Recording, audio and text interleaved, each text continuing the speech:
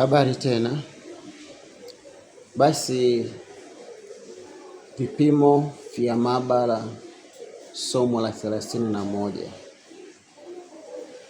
Tutajifunza pH ya mkojo nini? pH ya mkojo nini? Mkojo wako unaweza kuwa na taarifa muhimu kuhusu afya yako kupitia kipimo kidogo kinachoitwa pH. pH pia ni kipimo. Kirefu cha pH ni potential of hygiene, au watu wengine wanasema power of hygiene. pH ni nini?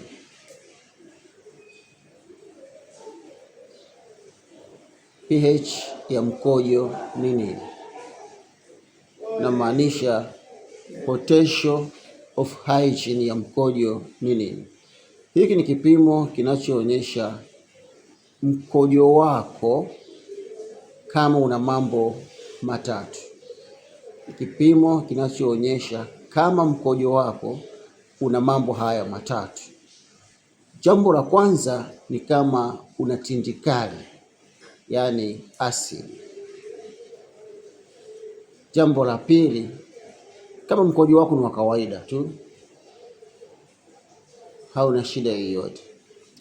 Lakini jambo la tatu, kama mkojo wako una alkaline.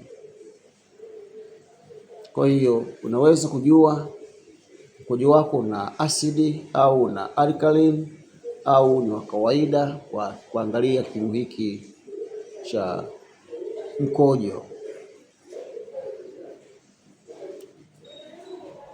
Kikawaida unatumia kipimo cha namba. Wataalamu wa maabara wanajua zaidi, hatuwezi kuelezea vizuri hapa, lakini pH ya kawaida ya mkojo kwa kawaida itakuwa ni kuanzia 4.5 mg mpaka 8 mg per deciliter. pH ya mkojo inaweza kubadilishwa na aina ya chakula. Unaweza kama umekula chakula fulani, kile chakula kikabadilisha pH yako ya mkojo, yaani ikatengeneza either tindikali au alkaline.